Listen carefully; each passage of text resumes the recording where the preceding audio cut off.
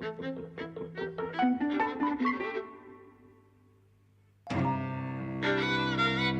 and welcome to Eavesdropping at the Movies. I'm Mike. And I'm José.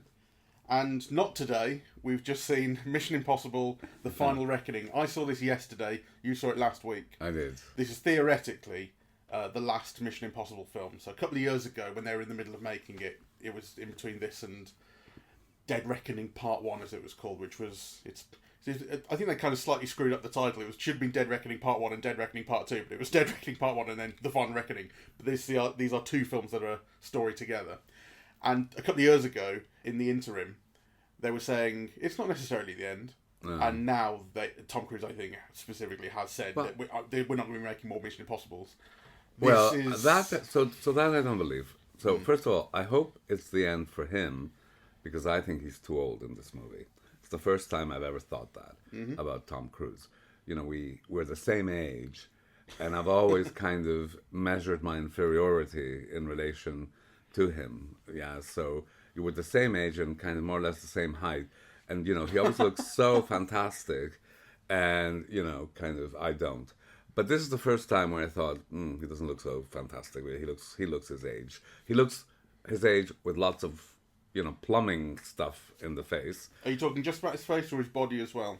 No, I think his body... I thought his body looked actually quite good in this. I think his body looks like a 62-year-old man's body that is quite fit, yeah. But you could see, you know, how he's widened out. The skin tone is not the same. No. Yeah. You know, he's got a fit body, but it's no longer the fit body of an object of desire. No, I'm with you. But it's also, he's not got that thing of, like, Sylvester Stallone has got, of a destroyed body through steroids and over fitness and all that kind of stuff. I think he, in that respect, you know, I mean, I'm maybe comparing him to someone who's really ruined his body, but I thought he looked quite good. Yeah, so he's not in the freak show category, though he's heading there. Because I think the face is beginning to seem like he's had so many, you know, injections that it does have a wide, unnatural kind of look. So just to finish the point, I think it's a series that will continue, right? Because it's so franchisable. It's like it's now got a kind of Bond formula to it. You know, not the Bond formula, but a kind of. It's always been kind of the American answer to Bond. Yeah, in a way. So it would be foolish for them to throw away this magnificent, hugely enjoyable tentpole.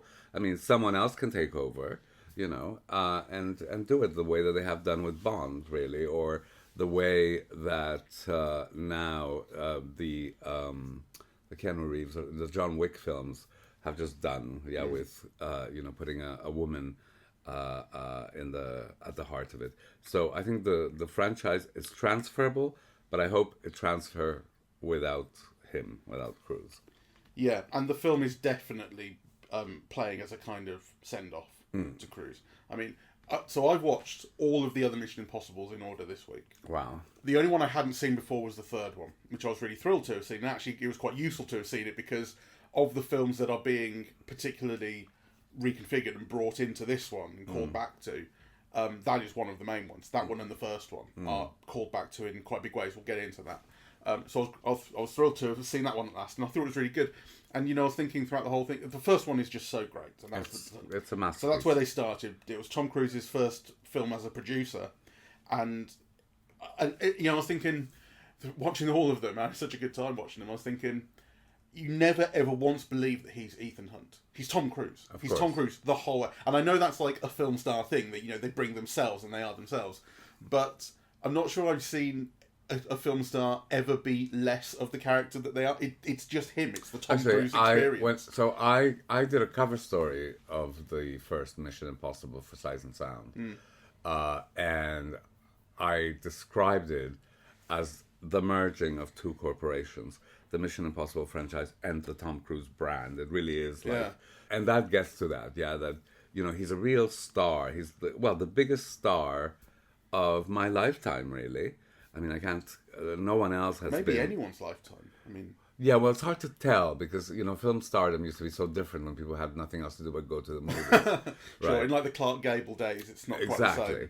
same. So, I mean, for all, Yeah. Gary Cooper or John Wayne or Bing Crosby might have been bigger Yeah. for all I know. But in my lifetime, no one has maintained a starring career since I was a teenager to the present and, constantly being successful. I mean, you could list his flops that weren't so floppish anyway, in the fingers of one hand. All the rest have been blockbusters, really.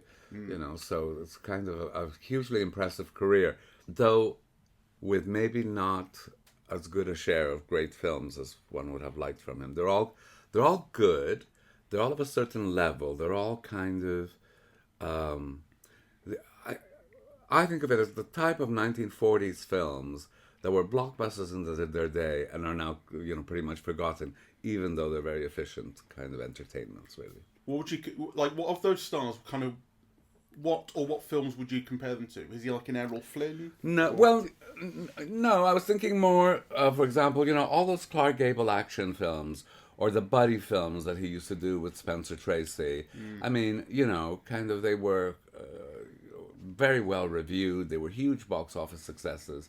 They're never revived anymore. Kind of, notions of entertainment and action and so on change, and that's kind of what those films were about.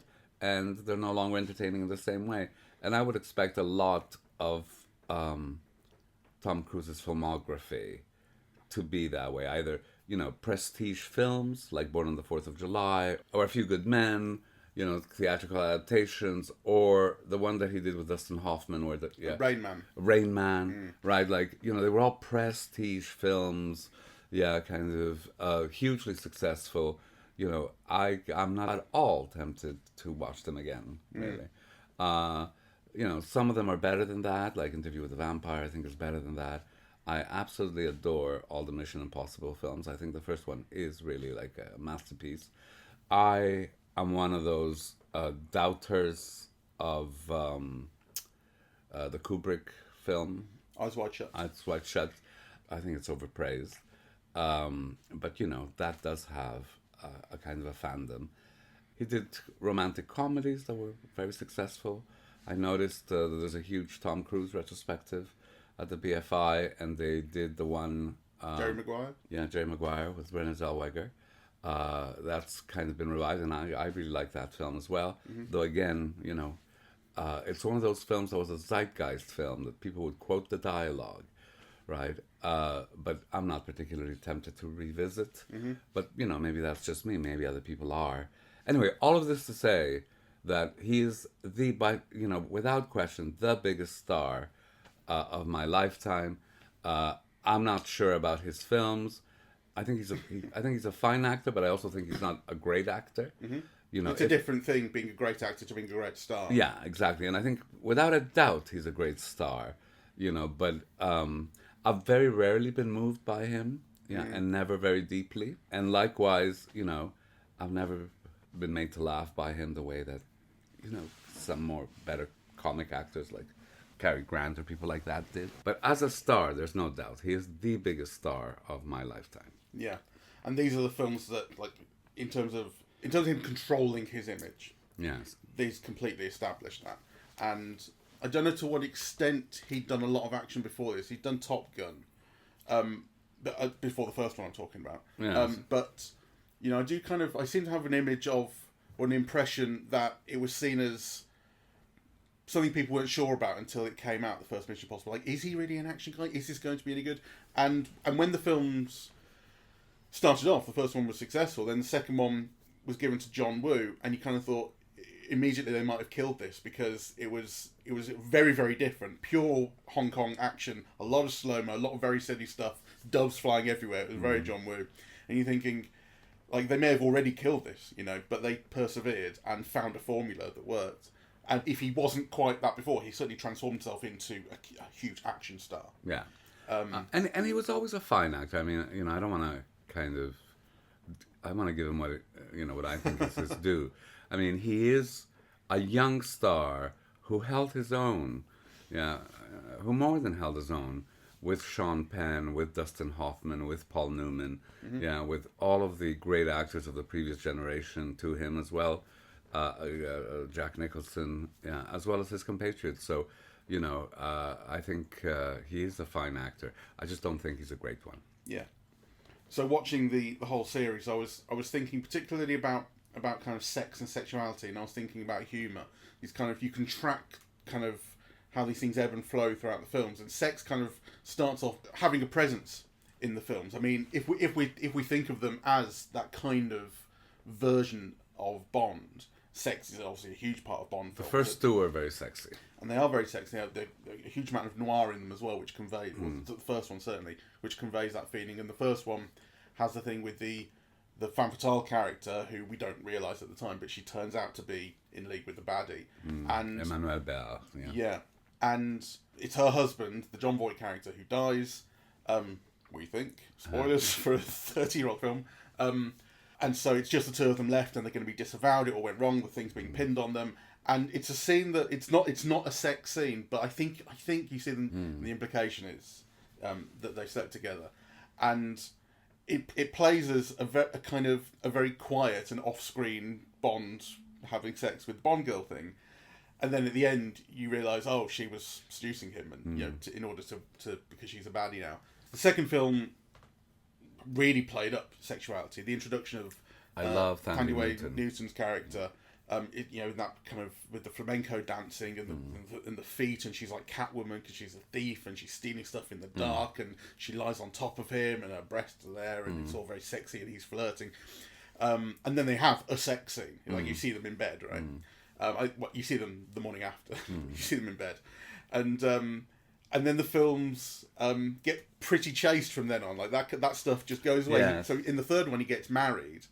So having missed the third one, and they mention his marriage, and you kind of see the character in a couple of subsequent films, but it's like, oh, he was married, and people go, oh, he's married. Third one, you see him get married. He has a wedding. He's there getting married. Just like, it's just the anti-Bond, And then the marriage itself, over the course of the films, is kind of chaste, because in order to protect the woman that he loves, he has to not live with her. He has to not be married to her. She has to be able to live separately from him because he brings her danger. So he's dedicated to just this one woman, and there's nothing between them. It's a very interesting point, because you can't think of a major star in the major blockbusters of the last 2 decades, 3 of his career, that has desexualized himself at the earliest opportunity. And that might not be separated from all the gay rumors that swirl around him. Yeah. How so? Well, I mean, would you not want a beard type of, or not beard type, but like would you not want to be seen with women if that was his? Well, I think sometimes it's what people do as an honest choice. So kind of they don't divulge their sexuality, because no matter what people say, to divulge it is to, if not completely ruin your career, certainly put it on a completely different level. Kind of Rupert Everett and other people have spoken about that. But let's not forget also that time he was on Oprah, when he was starting to freak everybody out, and he jumped up on the sofa and shouted about how much he loved Katie Holmes. I know, and people kind of laughed at that, right? And it was revolting, and So a part of this is maybe all part of the same discussion. That kind of, to desexualize himself is to not invite questions of his sexuality. Is to kind of put them at bay, keep them at bay. Yeah. Right. So, I mean, he's always with women in these films. Yes. Yeah. And he's also always flirting with them, at least a little bit. Yeah. I mean, I think it does get tempered, but there's always a little something. You're never once being goaded into thinking that he will run off with the... In fact, there's a whole thing with the Rebecca Ferguson character, who's in a few of the films, where she's a spy for the British, and she's constantly in trouble, then having to prove herself, and she's in hock with various people, and she's like, let's run away. But that runaway thing is never, let's run away because we're in love. Yeah. It's, let's run away from this life. We can be free. So the way that the films do it is, especially with her, is you are shown a developing affection but not a let's leap into bed kind of sexuality, really. Yeah. And actually, I think it's also interesting because I forget which one it was, the fourth or the fifth. The film begins with, I think there's this heist or something in the train station, and I think it's Budapest. And there's all these agents running around, and and then this beautiful, elegant blonde woman kills him, right? And this beautiful, elegant blonde woman is then the one who tries to sell the diamonds or the secrets for the diamonds in that Dubai glass tower. Yeah. Yeah, so that would be Ghost Protocol. That's the fourth one with Okay. Dubai. I don't actually remember that scene, even though I watched them all Okay, this well, week. yeah, give me a second. You'll have to edit. Léa Seydoux.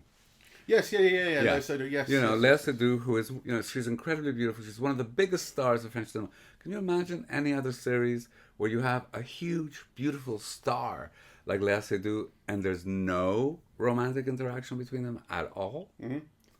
Yeah. So I thought that was interesting. Well, it is kind of interesting. It is interesting to have this thing of this chastity in as I said, as the films work out what their tone is going to be in the long term. One of them is that it's chastity, and he has friends, and he loves his friends, and he loves his team. Yes. But like when Rebecca Ferguson is going, let's run away. You can imagine the same thing coming from Simon Pegg. If Simon Pegg was given a story about how he was in league with various people and he had to get out of it, you can imagine him saying the same thing in the same way. Yeah. Almost, It doesn't have that romantic vibe with her. Yes. Which it would in some other way, or sexual vibe, very much. So we're talking before about the films being like, American equivalents of Bond films. But it is also, I think, fair to say that it developed into that, but that initially wasn't the case. And it might be the third, fourth film where that formula was set. Yeah, because the first one is... the other thing I'm noticing when I'm watching this, I'm going, he's always saving the world. He's always saving the world. And again, it's Bond. It's always saving the world. But the first one, he's not. Right? The first film is... he was there on a mission because there's this thing about an arms dealer and the knock list, which is this... the names of all the covert operatives, and if that gets out into the open, an arms dealer, or not an arms dealer, but a black market dealer wants to buy it, and it's all just very internal CIA type thing, right? It's not like if this gets out, the world comes to an end. CIA will have some issues, but the world is going to carry on. And then the second film is where it starts to ramp up. The second film is about like a virus, and we're going to get this virus out into the world, and then we can sell people the cure. So that's kind of slightly global implications for, there's a lot of people going to die, but it's also about, we don't want everyone to die because we want to sell them a cure. And from then on, you're just going, it's just nuclear bombs left, right and centre. Yeah. Like the third film, in fact, this is the reason that the third film comes into play in this last film. The third film has this thing about the rabbit's foot, and you're never told what it is. It's J.J. Abrams did that film. And he loves what he calls what did he call it? Mystery box. It's J.J. Abrams' mystery box, and it's a thing. I think I saw him do a TED talk. I think where he explained his mystery box, and it was to do with maybe a story that his dad told him something. Anyway, it's the idea that it's this, it came across essentially as a MacGuffin type thing. Like you didn't need to know what the mystery was, but you needed a mystery that activated the whole story. The mystery was the most important thing. Yeah. Finding out what something was not so important, which is why Lost. I never watched all of Lost. I only watched the first episode. But from what I understand of Lost, people thought, this really went off the rails because they were just like starting making shit up left, right, and centre, and it felt, and people had a very low opinion of the mystery box because of that, because of the addiction to mystery as opposed to explanation. The rabbit's foot in but mystery is a crude way of putting it. I mean, I remember hearing, I forget what something Hassan speak in Cuba. Because he used to go there and teach screenwriting. And he said, well, the first thing is like in the opening scene, kind of, what you've got to start in the middle of an action that raises a whole series of questions. Because without the questions, there's no narrative. No, for sure. So some, you could describe it as a mystery. Yeah, what is in that box? Or, it could be any of, an infinite number of things that raises questions, about what happens next. For sure. And I'm not saying, no one was saying things should not have mystery. But I think the criticism that kind of came, or it became kind of a meme with J.J. Abrams, that things would never be explained. Like mystery is interesting, but we want something to be explained eventually. Yes. And he seemed reluctant to get to that second part. So the thing with, I mean, it's not very serious in Mission Impossible 3, because all it is it's a MacGuffin taken to the nth degree. Because in the later films, it's, you know, plutonium warheads. And plutonium warheads can blow up the world, fine. But it could be anything, really, that has world-ending consequences.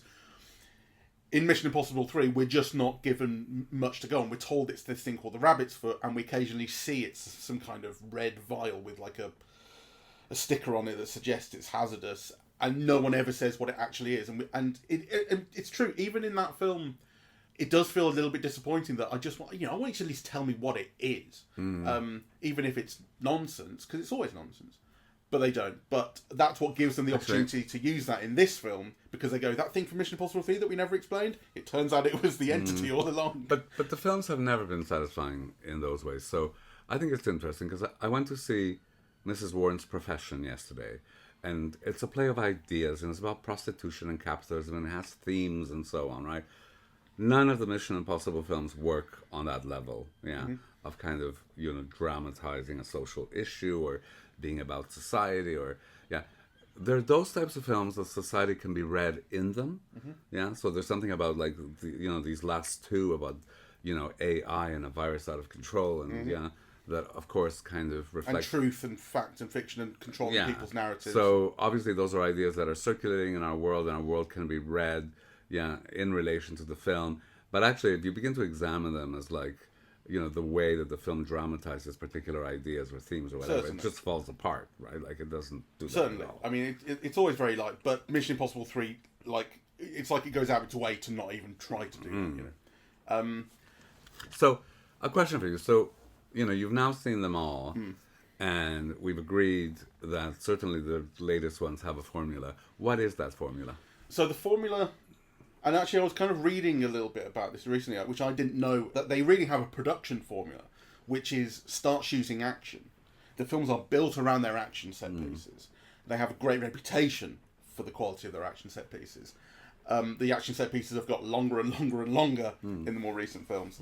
And they think about what are the stunts we want to see, what are the shots we want to see, where do we want to go in the world to see these things, and then the story that ties all this together will be shot later. We'll figure that out. Which is why the scenes of exposition happen in, you know, like a warehouse or a sewer or somewhere very small. It'll have only the principal actors talking to each other, because if you need to go and reshoot this because you've thought of a different way of explaining the story, whatever it might be, then that makes it easier to reshoot that stuff. Like if you shoot it in the middle of a busy train station, that's a nightmare. And once you kind of understand that, you can see that exactly playing out. Like small scene with very few people in it, huge action scene. Small scene with very few people in it, huge action scene. And he goes back, you know, one to the other, one to the other, and the story is just there to give enough to go on, to make the action, you know, to give the action, to provide structure for the action, which is why actually in the last film, Dead Reckoning, I found that very disappointing the first time I saw it, and I didn't find it much more interesting the second time just recently. After having had basically a good time with all of the previous films, even the second one, which is really wrong-headed for a Mission Impossible film in the context of the whole series. The seventh one, I found, oh god, this is really a slog. This is as much of a slog as I thought it was the first time, and the action isn't interesting me as much, and it is very slow. I love the airport sequence. Sorry? I love the airport sequence. The airport one. Where he's at the airport, but the face recognition is taken over by... Sorry, yes, the early on, when they're trying to steal the key, and that's when we meet Hayley Atwell, and they've also got a bomb going off. I mean, I that's the opening action scene of the film, and I remember... being extremely annoyed with that right from the start, because they were trying to tell you we've got a nuclear bomb about to go off and trying to raise the stakes, and you're going, well, it's the start of the film, you're in an airport, of course this thing isn't going to go off, and then it turns out that it's not even a bomb, and it was just there as a test and a joke, and you know, the AI was learning about the people doing it and stuff, so you know, they tried to have that payoff, but in the moment you're supposed to be, the tension's supposed to be raising. I'm going, no, I don't believe this. I couldn't possibly believe this. Put this at the end of the film, maybe we'll talk. You know? I didn't care about believing it. I just thought, you know, the way that it was working with audience expectations of how things would go, the whole thing of the pickpocketing, you know, the faking of the facial recognition. I mean, I loved it. Yeah, it wasn't working for me. And I remember being particularly annoyed with the chase to get on the train. It was annoying to me for two reasons. One of them is that the central stunt, which the whole thing was being sold on, which was Tom Cruise jumping off a cliff on a motorcycle and base jumping and then having to just free fall to earth and parachute eventually. I found it a very, very disappointing stunt, and I did on second viewing as well. I thought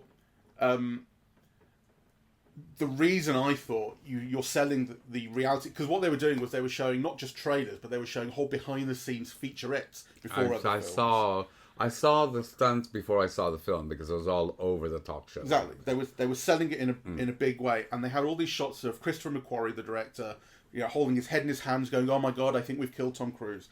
And I thought, the reason that you're having to sell this like this is because the stunt itself, when it's on film, it's actually not that impressive to look at. It's not that interesting.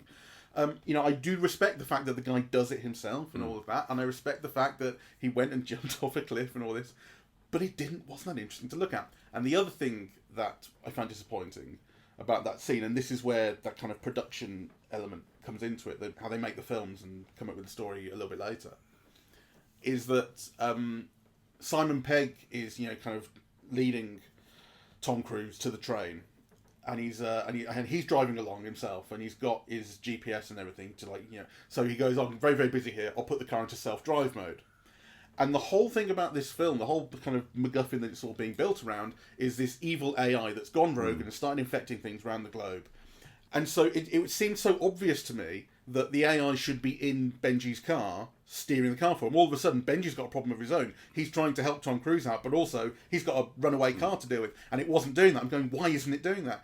And afterwards, I thought, oh, maybe that is kind of like, once I learned that this is how they this is how they write these stories, I thought, that does kind of make sense. If they only came up with that a little bit later, maybe they didn't have time to put it... To be fair to the film, though, I mean, these infections are happening in stages, right? Because part of the whole plot is that they take over the nuclear weapons of some countries, but they haven't gotten to the States yet, right? So, because they have different security measures or something. Whether you find it believable or not... That it is in this film. That's about taking over the nuclear arsenals. I thought it felt like such an obvious missed opportunity, but then in retrospect, I did kind of think maybe that is not justification, because I think it would have been better had they given Benji that thing to contend with. But the reason for it, because the production maybe has that kind of effect on how these things are made. Anyway, but so we've kind of gone into detail a little bit, but that is what that formula became, right? I suppose you could always have said that again about the Bond films. You could always have said the formula was dialogue, action. Like, you could boil it down to something that simple. But it really does. The thing about Bond is you still associate Bond, like you wouldn't ever boil down Bond to just that, because you go, well, you're missing the sex, and you're missing the style, and you're missing the corny jokes, and you're missing where he's introduced to all his gadgets. Like, these are all parts of the formula as well. Whereas it feels like with Mission Impossible, it feels so pared down in some ways. Like, it really does feel justifiable to say dialogue action. Like, it's so kind of clarified. The other one of the other things I was noticing when I was watching it was how clean the look of the films became. Started off pretty clean with Brian De Palma. Then John Woo funked it all up, and he gave it loads of smoke and style and verve and slow-mo. And the third film, J.J. Abrams, set a lot in the dark. It was pretty grimy, a lot of shaky cam, huge amount of lens flare. And then Ghost Protocol was Brad Bird, who had done The Incredibles. And that's when, for one thing, humour started to come into the first film had dry humour, but not tons of it. Second film, no humour whatsoever. Pure action and trying to say this guy's the biggest badass in the world. Third film, jokes started to come into it. That's when you got Simon Pegg involved, and the humour started to become goofy. And then the fourth film, runs with it. And from then on, you had this combination of humour. And you also had Tom Cruise becoming integrated into it. Because in the first few films... I was watching them. I was thinking about Jackie Chan. How Jackie Chan does action. His characters are not like huge badasses. They're people who are just about coping with what they've got themselves into, and they're improvising, and things are going wrong, and that's funny, And that is what starts to happen a little bit with Tom Cruise, where he has to deal with a team that is, like Benji in particular is kind of slightly cowardly and stuff, and will always kind of, he'll pull himself through and everything, but things will go wrong. Benji will say, "Oh, I don't know if I'm up for this," whatever it might be, and Tom Cruise has a comedic role to play in that, where he is kind of having to deal with things going wrong, and you do see it on his face, and he gets laughs from it, laughs that he means to get. The last film, I think, much lower on that. It had this, tone of finality that humour they obviously felt was less welcome in, or less important to. So I was talking about the look. So you had the differences in looks in the first three films, and then when you get to Brad Bird in the fourth one, from then on it becomes quite clean. You get this kind of almost colourless. Like if I think about the colours of the films, the first one is sort of colourless. The second one is red and orange. The third one is sort of dark blue and just black almost. It's so kind of dark and grimy. And then the fourth to the last one are colourless again. It's about a cleanliness. It's about a simplicity. It's the Brian De Palma colourlessness. I'm not saying that in a pejorative way. I knew you. No, but it's not. I'm not just objecting to it because I think it's pejorative. Okay. I just think it's kind of inaccurate because when I think of that film, I actually do think of the colours. I mean, I think of the scene where Kristen Scott Thomas gets killed, and I think of her red lipstick and the blue night, or you think of the Langley sequence and it's all white, as a kind of a backdrop to his outfit. Right. I think I'm thinking of it as a kind of clarity. I mean, because you're absolutely right. These films are full of, and these more recent ones are full of colour. Think of the submarine sequence. I think of the recent ones, I think of them as grey, as working within variations of grey. And that submarine sequence in the last film stood out because of the way that it was lit, because of the way that the yellow, underwater, of his mask and the red and blue lights. Yeah. So, but I do think of the others, and I love them. But if you think if you're shooting in that tower in Abu Dhabi, right, and all you can remember is grey, it's a problem because of course it must all be yellow. Yeah, I mean, yellow so sand, the yellows of the skies. sand. You've got the blue of the building, of the windows, and that's what you really remember. It's like the feels colours. Grey. It's the colours. It's the way that they don't really make an impression because what the film is actually aiming for visually is clarity. Things look incredibly like J.J. Abrams was mucking up the image, right? He wanted lens flares everywhere. That's another kind of meme about him. Is lens flare. He also did that in his Star Trek reboot. Just lens flares felt so intrusive to the image, but he really wanted to kind of to dirty up the image. And there is lens flare in the rest of them. I'm not saying it goes away, but the other films are aiming for clarity of image, which I think it does speak to that thing of like they feel like films where you can boil them down to that formula. You can boil them down to that image. You can boil them down to the, to the ideas. I mean, I think the most impressive things for me about the last one were the stunts and the way that it looked. Yeah. So we should talk about the last one specifically then, because we've been talking about the series as a whole. So the last one they're finishing off, they're bringing back, we're getting into spoiler territory if we haven't by now, we're half an hour into the podcast. They're bringing back old characters, so Kittredge from the first film already showed up in the previous film to this, Dead Reckoning, and he's part of the story here. Also William Donlow, who was the poor old guy in the first film. I love that. Who had not a line of dialogue. He was the guy who was sat in the windowless room where they did the key central heist, dropped down to the computer, and then because he was, in charge when that happened, he was sent to Alaska. And it's funny, when I was watching the films back, there's a thing where Kittredge says to someone, I want him sent to Alaska. I want him manning a desk in Alaska by the end of the day. And I'm going, okay, so that's where we're going to meet him in the 8th one. And we do, pretty much. I did sort of think in this last one, again, like a missed opportunity for humour, because they really took that out of this film. When Tom Cruise finally meets him eye to eye, he's become part of the team, he's helping. I kind of wanted more comedy awkwardness in that. But actually they play it really straight and kind of quite heartfelt, and he says, how can I, I wish I could say sorry for what I did to you. And he goes, you don't need to say sorry. You gave me a life. I met my wife here. I would have been stuck in that room for 30 years. Oh, come on. The thing that I really despise about the latest film is the sentimentality. The films had never been sentimental before, right? He's a professional. He's doing his job. He's great at his job, whatever. But my God, I think there's so much really cheap sentimentality, and that's an example. I thought the ending was unbearable in that respect. It kind of just embarrassed me, really.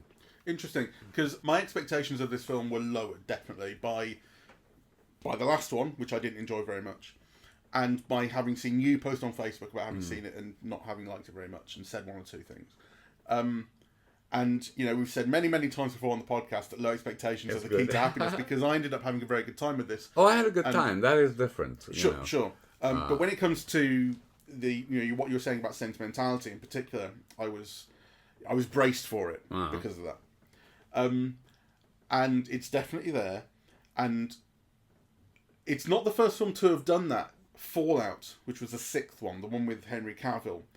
I love that. Ended with, it was a great film, but it ended with a very uncharacteristic thing of Tom Cruise, Ethan Hunt, but it's Tom Cruise, being told that you're a really great guy, and it's because his wife sort of is brought into that final action scene, and so he's like, "Oh my God, I've got to protect you," and everything. And she's like, "I love the fact that you're there. You're always protecting me. You're such a great guy. You care about the one person over the many, blah, blah, blah." And you're going, like, the films have not been doing this before, right? The films have never made him a complicated character, the way that, again, if we compare it to Bond, they tried to start complicating Bond and making him someone who had issues. And, would maybe go about things the wrong way to get the right result or whatever. These films never did that. The fact, he was always going rogue, Ethan Hunt. And he was always on the verge of being disavowed, or was getting disavowed by the CIA, but it was always because he knew the right thing to do and was always doing the right thing. It wasn't because he was going about things the wrong way. It was that ultimately he was always right and knew the right thing to do and was doing it. He's always just fundamentally the goodest person there is. But the films never went out their way to tell you that in dialogue until the sixth one. And in this one, it's doing a little bit of that, but not quite as much as I expected.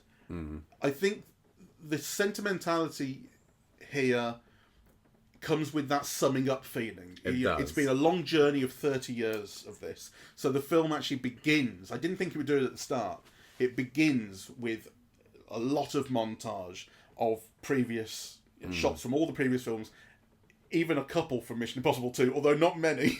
I think that's like a bit of rock climbing and that's it. But it's going like, here's what you've done over the last 30 years. I mean, how meaningful is that going to be to an audience that probably hasn't seen those first 3 or 4 films? I don't know. I mean, obviously, I've seen them all, but I found it like, it really is something that makes you slightly embarrassed. It's when he's listening to his, he gets given the mission at the start, and so it's, your mission, should you choose to accept it, blah, blah, blah, blah, blah. And the voice recording, I think it's Angela Bassett's character, she's the president now. And she's saying, you've done this, you've done that. And it's all that dialogue that's the worst dialogue you can possibly write, which is telling someone something they already know. And it's done for the sake of the audience, obviously, in setting up this type of character that he is. It felt to me that it was all done for Tom Cruise's ego. Yeah. This has been like, the mainstay of his career for the last 30 years. And this is the film telling him how great it's all been, right? Yeah. And I think it is for his benefit. It's not really, I don't think, for the audience's benefit. We know that. We've seen, we like the films. We're there for this new one. And that wasn't part of the deal,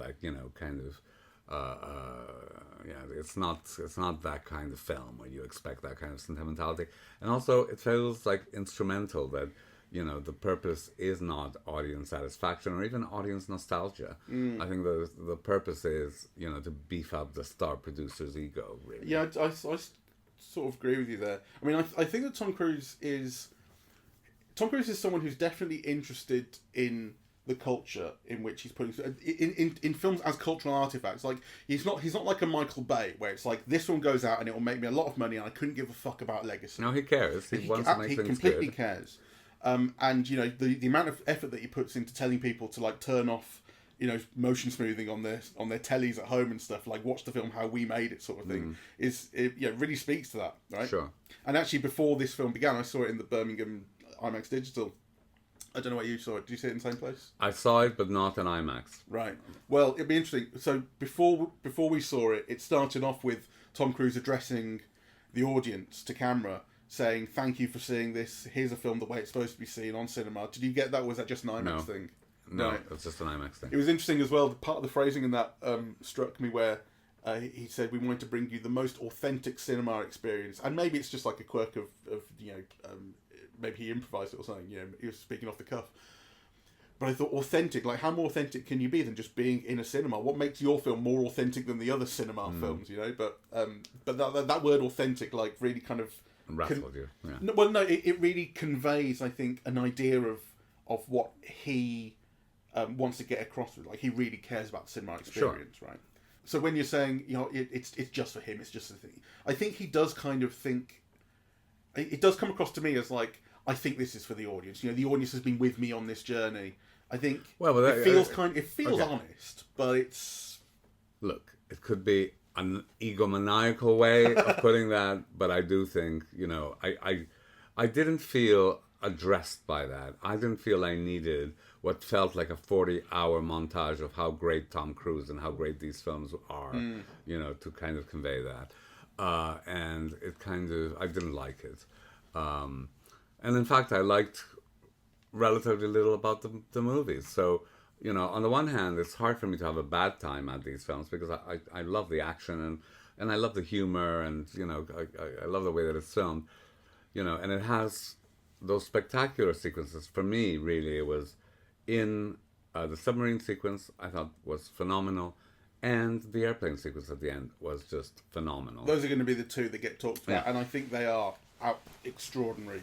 I mean, particularly the plane, because you're going, he's still fucking doing this at his age. And you can see his skin flapping. I mean, these are the films that Tom Cruise, I think, became known as the guy who does his own stunts with.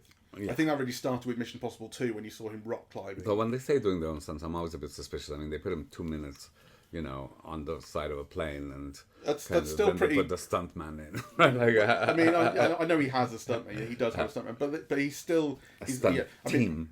Yeah, but still, you can see it's him when he's doing these things, and that's important, right? So I have this whole thing about audience believability. So one of my problems with Marvel films recently is that you think it's all CGI.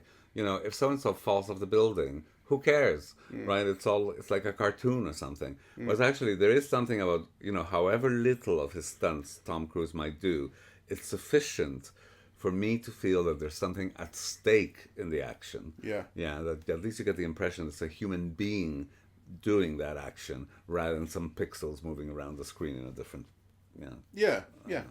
absolutely. And you do feel it here. The thing about the submarine is interesting, actually, because it's again, watching all the films in a row, you're noticing various things. And one thing I was noticing is how each film, apart from the second and maybe the third, I don't remember the third quite so well, will have sequences that go into silence. So the first film very famously had the high sequence, which is encyclopedia, like pure silence. And sound is a very important thing because sound is one of the triggers that will get them caught. Yes. I can't remember specifically. I should have made notes. I can't remember specifically what those action scenes were in the subsequent films, but silence was very important. One of them, was it Ghost Protocol? Was right at the start, where it's Simon Pegg and Tom Cruise together infiltrating the Kremlin. And in order to do that, they have to work their way down a hallway, and they've got this big digital screen up that's hiding them. And again, it's very important that they do this in silence because otherwise the guy will hear them. And that also is where some of that comedy comes in, because you've got Simon Pegg's big face in it. If no one's seen this, you should look it up on YouTube. It's one of the best laughs in the whole series. So all the films will go to that well. Silence is a very important thing. It really surprised me. I just hadn't thought to associate it with the rest of the films. That wasn't one of the things that stood out for me, but it did when I was rewatching them all together. They will all go back to that. Okay, this sequence, silence is important. Silence will either be important because the characters have to remain silent in the examples I've just given, or it will just be that playing things silently. By silence, you mean without dialogue? Because without a lot of dialogue and without music. So it's not necessarily that you must concentrate on the sounds, that they're very important, but the films are very good at raising tension and kind of intensity of feeling without using music to generate all of that. Like I think Tom Cruise being underwater in the thing where he nearly drowns in the big circular thing, I think that did the same thing, right? So sound isn't very important there. He's on his own. He can make as much noise as he wants. But when the sound drops out, your heart stops with it. They're very good at that, and the submarine is happening here. But it's also slightly different here because in this whole film, Tom Cruise is basically on his own. He's pretty much isolated from his team the whole time, which is not something that you see in the rest of the time. He's always with his team. They're always working out plans together. But here he's like, I've got to go off by myself. It was when I realised that he was just on his own, despite being in kind of vague contact with his team. That's when I thought, oh, there's a real possibility that he dies, that they've sent him off to die, and that it's sort of. Like a dying animal goes out to die on its own. It had that feeling of like we sent. Yes, I thought he would die as well. Yeah, they're certainly set it up that way, asking you to think that's a possibility, and the idea that he would be dying alone, self-sacrificing, doing only what only he can, that sort of thing, was an interesting way to set it up. Would have made for a better film if they killed him off. It would have made for an even more saccharine ending. Well, not necessarily, because at least the saccharine would have been earned. You have all that attempt at garnering emotion over nothing. Yeah. Right? Anyway, that's interesting about... I never think of those sequences as silent. I do think of them with no dialogue and with more or less music. But one of the things that you just made me think of is that the De Palma film is wonderful at suspense, in a way that the most recent films aren't. And it's an interesting discussion because the wonderful thing about the action in these more recent films is that they get you involved in it, right? I.e., he needs to step there in order to climb there, and then his foot will slip, or So you're always involved with kind of the action. And a lot of humor revolves around misreading it or fooling you, but that it's not suspense in the same way that drop of sweat, in the Langley sequence. That suspense out of the smallest thing, and where there's suspense in these films, I think it does qualify as suspense. Is through the biggest things. It's the timer counting down to the bomb going off. Right. Fundamentally, that's the way that these latter films work. Is the timer's counting down. And if we fail, then everybody dies, and music ramps up in those sequences. Yeah, but see, I think I'm not sure if it qualifies as suspense. I think it keeps you interested, without a question. It keeps you involved, right?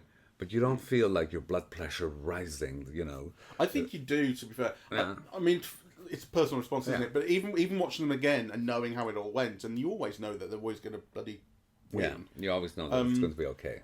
I did feel my heart pumping. I did, Okay. So like it, they do still work in that way, and I do think it qualifies as suspense. It's a very heightened, exaggerated, excitable form of suspense. It's not quiet and slow and the things that Brian De Palma was doing. It's working in a completely different register, but it's the same effect is being had. I think fundamentally. Yeah. Well, I mean, I agree that it was on a different register.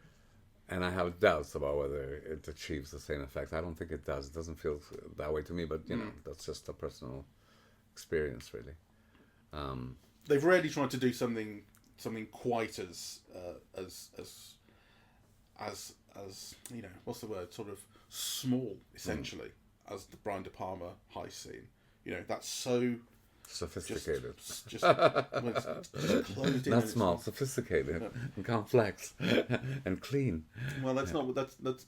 I mean, it is all of those things, but that's not what I was trying to convey. It's like it's the stakes are small. Well, but the feeling nonetheless is very rich. Anyway, the other thing that I wanted to comment on, which struck me as unusual, but it may not be, this time around, was I thought that the film had some beautiful imagery. Some from the last film, the corpses floating up to the ice, the submarine sequence, the kind of the composition in the darkness with the light of the rim of the the mask. there were kind of certain images that really stayed with you in a way that, aside from the De Palma film, yeah, I remember, and I love so many of the action sequences, but do you remember shots? Exactly. I mean, in the second one, the one you described, the helicopter shot on the canyon, the shots of him in the canyon, and also the shot of him, and it's partially because it's so silly, but it's the shot of him walking past the flaming door when the dove flies through. Yeah. Because we've seen pigeons before then. You go, where did the dove come from? It came from John Woo's head. Yes. But it is kind of iconic, despite the fact it also has no relation to what the rest of the films are going to look like. Yeah.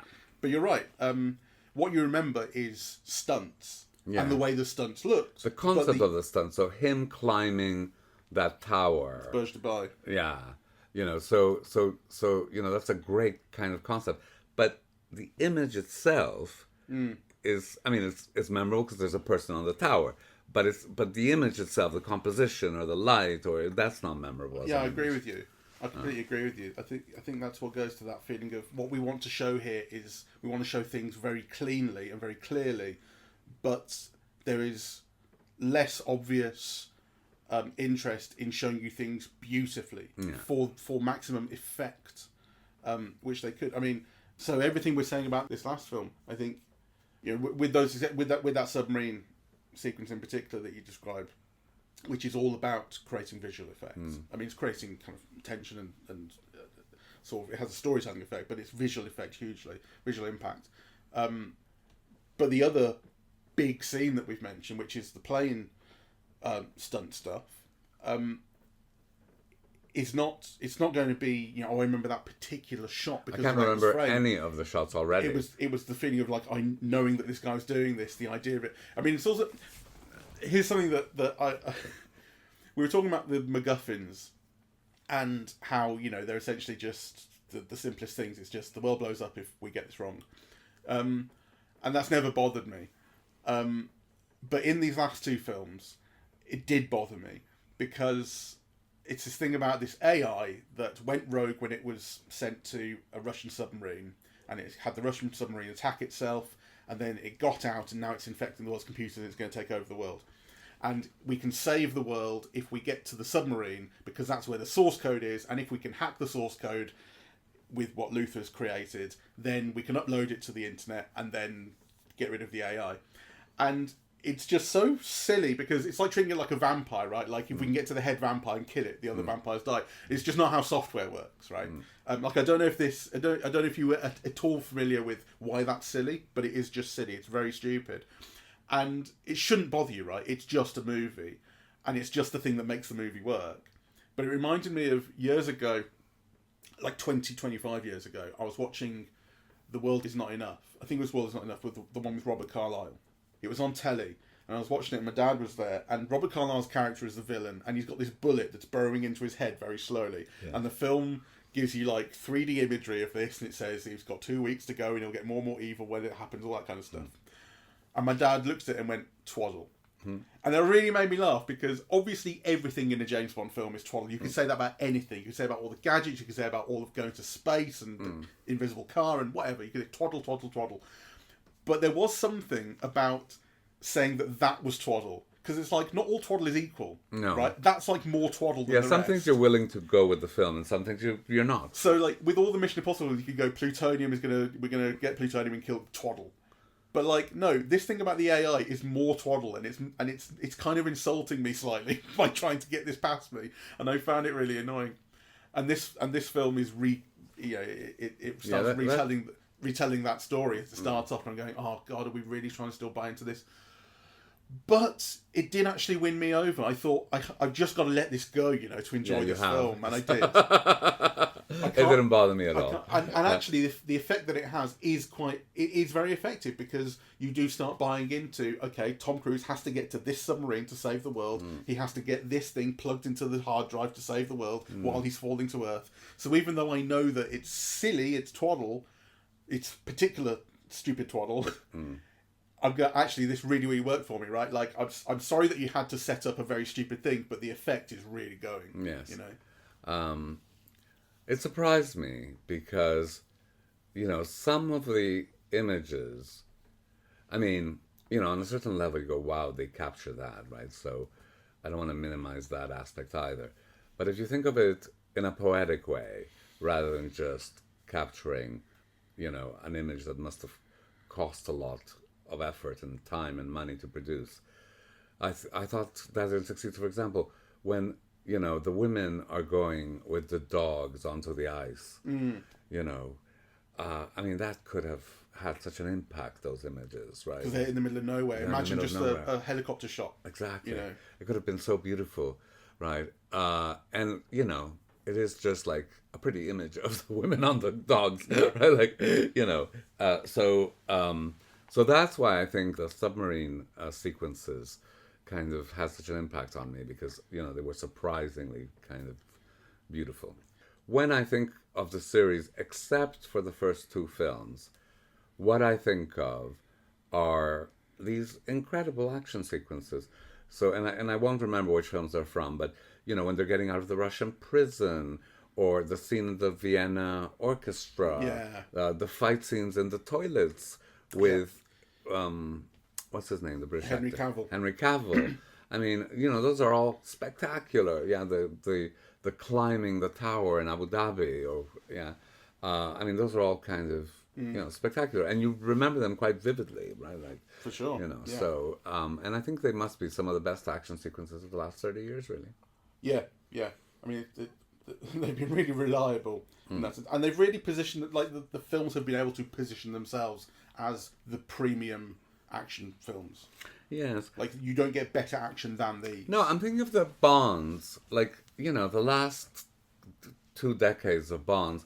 I can't think of an equivalent action sequence that would match up to any of these that I've just mentioned, really. No. I mean, visually, I remember the fight in a kind of disused tower in what seemed to be like Hong Kong or somewhere, because it was dark in the building, and it was light outside, and it was all in silhouette, and it was a fight scene with sniper rifles, and that was directed by Sam Mendes, so that would have been Skyfall or one of them. I can't remember which film that was, but that's a memorable. Had a memorable look, but I think that's the closest Bond has come in more recent. There's memory. one where he's in an African country, and a shootout begins, and he's got to climb this pole, and the fight continues in these poles. That was very memorable. Oh yeah, was that the opening of? Was it? It was.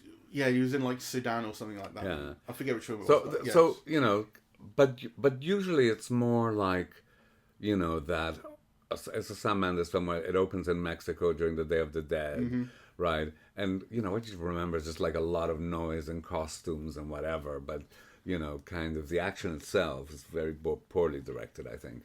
Whereas in these films, it's like thrilling in the Mission Impossible films. Yeah. And it is fundamentally based on the simplest things. It's the time's counting down. Yeah.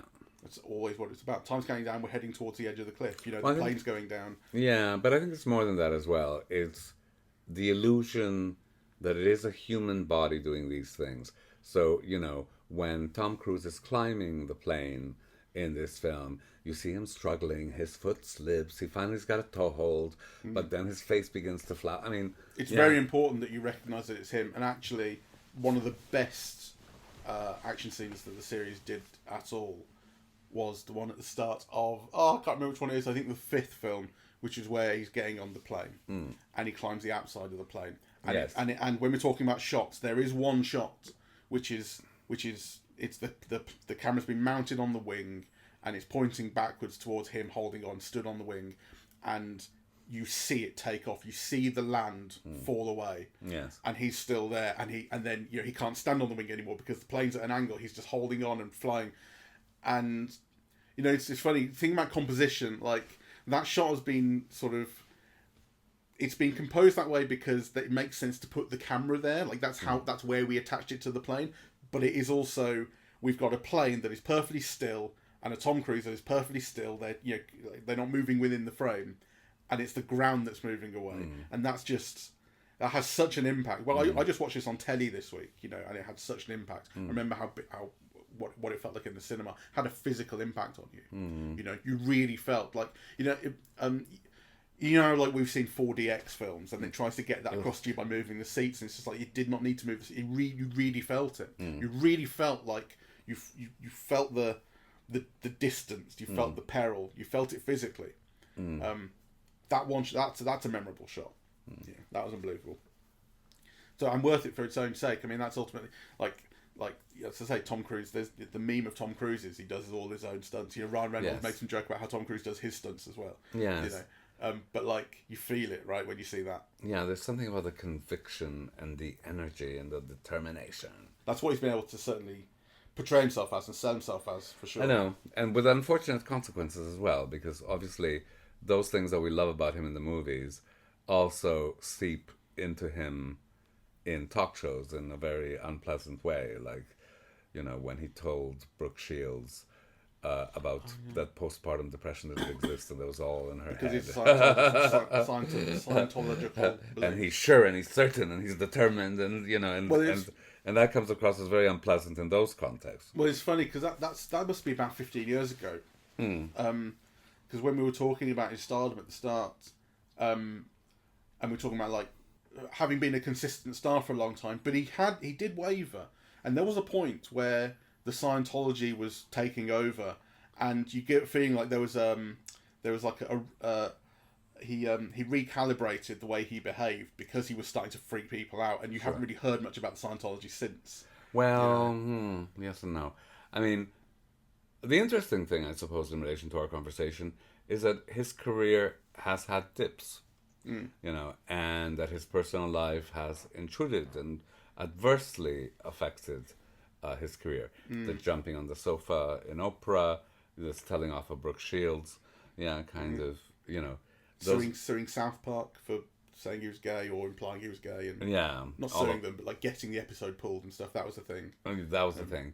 So, and yet, he's never had an outright flop the way that his contemporaries had. A film that cost 80 million but made 10 at the box office.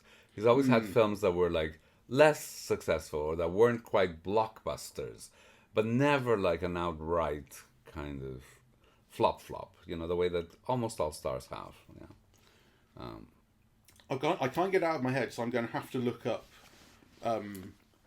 Night and Day, because I need to see how much money. I think it made about 68 or something like that in the US, and probably another double that internationally. It seemed to do all right. It cost 117 and took 262. That's a hit. By anybody's standards. Because I mean that's 2010, and that's exactly the period I'm thinking of, which is the kind of, you know, is he still a star? Kind of, that's when people think that's when it felt that way. Yeah. You know. Well, I mean, I think there's no question about that, really. He never really stopped being one. Yeah. Because that's and always in A films, you know. I mean, he's obviously taken little experiments, right? I think the one film that might have been a complete outright flop, though he got praised for it, was the supporting role that he had in that rock musical. Rock of Ages, was it? Rock of Ages, something like that, yeah.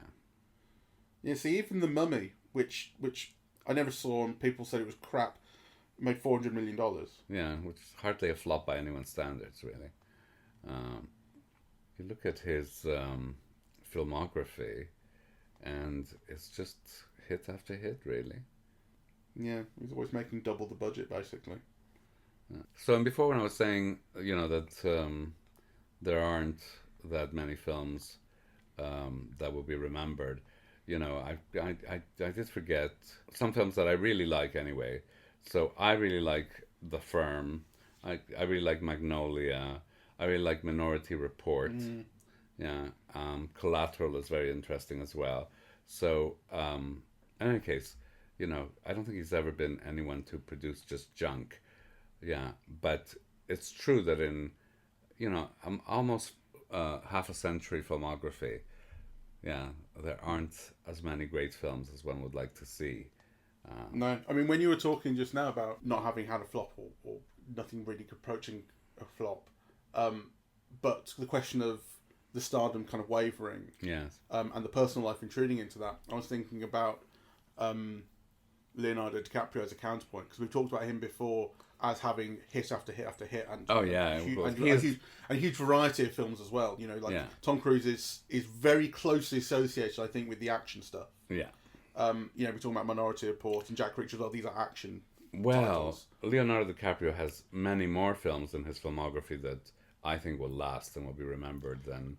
But the other thing with Leonardo DiCaprio is personal life essentially stays out of things. Certainly doesn't intrude the way Tom Cruise's has. No. People talk about, you know, he dates people being into 18-year-old girls. Yeah, he dates girls, then they turn 25, and then he finds another one. Yeah. He talk about that, but it's all quiet on the Leonardo DiCaprio front, really. Yeah, I think he's got so many interesting films, really, Leonardo DiCaprio, and he's taken so many more chances as an actor. Right? Can you imagine Romeo and Juliet, doing Shakespeare? And all those indie films, and Spielberg and Scorsese and Inception and Tarantino, and he's worked with. Well, the thing to me that shows just how the power of Leonardo DiCaprio is The Great Gatsby. Yeah, we're going to do The Great Gatsby in 3D in IMAX screens, and we're going to make $350 million with it. Like, come on, who does that? It's great. Anyway, we should wrap up now. Yeah, we should. So, the conclusion is Leonardo DiCaprio is a great star. That's what we're saying. And a great actor. Whereas Tom Cruise is just a great star. Yeah, but it's a great series. We'll have to see, if they find some way to continue it. I mean, they will find a way of continuing it. The films make so much money and continue to make so much money that it's hard to imagine them not doing that in some way. Yes. But if we've seen the last Tom Cruise one, I think that's a fine thing. Yeah. I stand by what I said about the film. I think for me it's the weakest in the series, perhaps with the exception of the John Woo, though I love the John Woo. Right. And that said, I had a brilliant time. It's got 2 astonishing action sequences in it, that are just like pure cinema. They're brilliant. And it's a hugely entertaining film, so I would recommend people see it. Yeah. And I hope there's many more to come without Tom Cruise. It's got all of that, and if only had a little bit more humour, I would have been a little bit more happy. I think it does sacrifice 1 or 2 things that became real parts of the formula that we were talking about. It does sacrifice 1 or 2 things in order to give it this finality feel. But I was entertained the whole way through. It completely gripped me. Much more than I was expecting it to, because I thought, oh god, I'm kind of done with these now, and it's 3 hours long, and Jesus, it's going to fucking slow. And I saw it with a couple of people who, they did find bits of it slow, so it's a very personal response. It's but it really worked for me, and I thought it was a good way to finish off at least Tom Cruise's part in the series. Yes. All right. Well, thank you all very much for listening. We're eavesdropping at the movies, and we are on Apple Podcasts, Audible, Spotify, SoundCloud, YouTube, and YouTube Music. On social media, we're on Facebook and Twitter at Eavesdrop Movies, and Blue Sky, eavesdropping.bsky.social, and the website is eavesdroppingatthemovies.com. Thank you very much for listening. Bye-bye.